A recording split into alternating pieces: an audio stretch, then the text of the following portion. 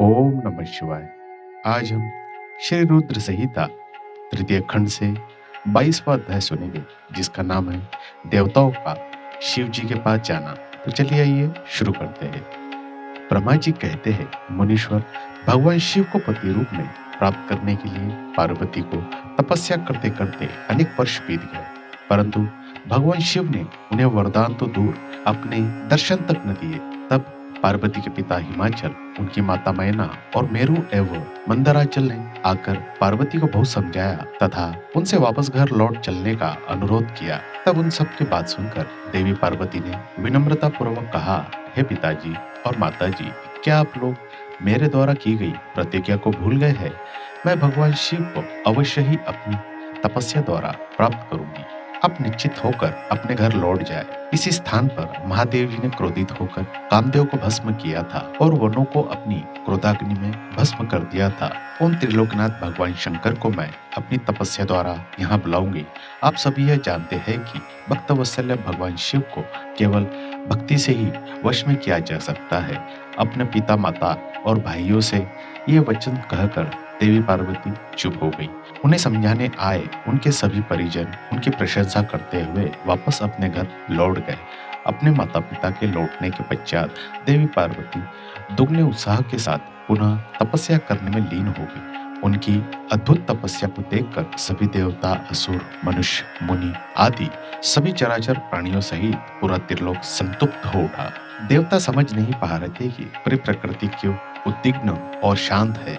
यह जानने के लिए इंद्र व सब देवता गुरु बृहस्पति के पास गए। तत्पश्चात वे सभी मुझ विधाता की शरण में सुमेरु पर्वत पर पहुंचे। वहां पहुंचकर उन्होंने मुझे हाथ जोड़कर प्रणाम किया तथा मेरी स्तुति की।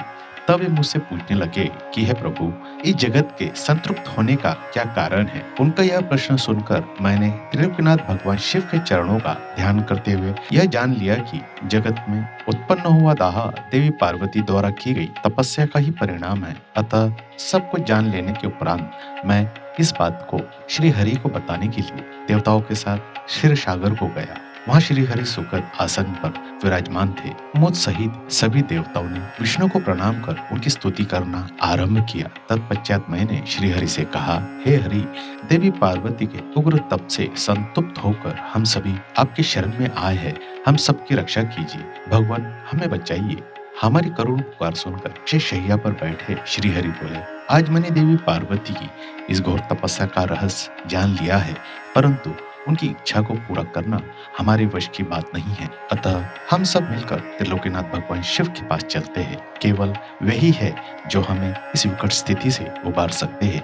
देवी पार्वती तपस्या के माध्यम से भगवान शिव को पति रूप में प्राप्त करना चाहती है, इसलिए भगवान शिव से यह प्रार्थना करनी चाहिए कि वे देवी पार्वती से विधिवत विवाह कर ले। हम सभी को इस विश्व का कल्याण करने के लिए भगवान शिव से पार्वती का पानी ग्रहण करने का अनुरोध करना चाहिए। भगवान विष्णु की बात सुनकर सभी देवता भयभीत होते हुए बोले, भगवान शिव बहुत क्रोधी और हठी है।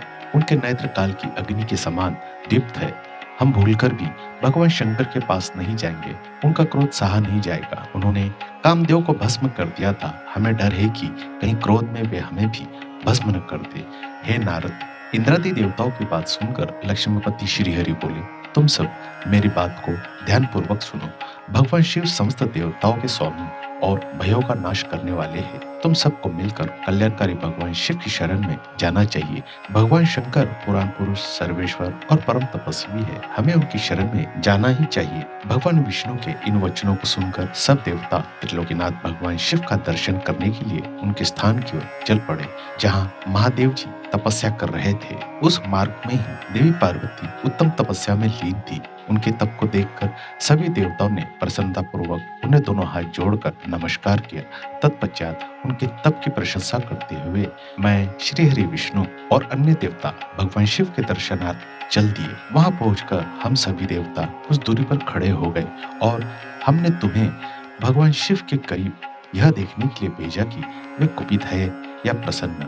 नारद, तुम भगवान शिव के परम भक्त हो तथा उनकी कृपा से सदा निर्भय रहते हो, इसलिए तुम भगवान शिव के निकट गए तथा तुमने उन्हें प्रसन्न देखा। फिर तुम वापस लौटकर हम सभी के पास आए तथा उनकी प्रसन्नता के बारे में हमें बताया। तब हम सब भगवान शिव के करीब गए। भगवान शिव सुखपूर्वक प्रसन्न मुद्रा में बैठे थे। भक्त वत्सल्य भगवान शिव चारों ओर से अपने गणों से घिरे हुए थे और तपस्वी का रूप धारण करके योग पट पर आसीन थे। मैंने श्रीहरि और अन्य देवताओं ने भगवान शिव शंकर को प्रणाम करके वेदों और उपनिषदों द्वारा ज्ञात विधि से उनकी स्तुति की। और इसी के साथ श्री रुद्र संहिता तृतीय खंड 22वां अध्याय यहीं समाप्त होता है। इसके बाद हम अगले एपिसोड में 23वां अध्याय सुनेंगे, जिसका नाम होगा शिव से विवाह करने का अनुरोध। मैं आशा करता हूँ आप उस एपिसोड को भी जरूर सुनेंगे। दोस्तों, अगर आपको यह जानकारी अच्छी लगी हो तो कृपया मेरे इस चैनल को सब्सक्राइब करें और शेयर करें। आपको यह जानकारी सुनने के लिए मैं दिल से धन्यवाद करता हूँ।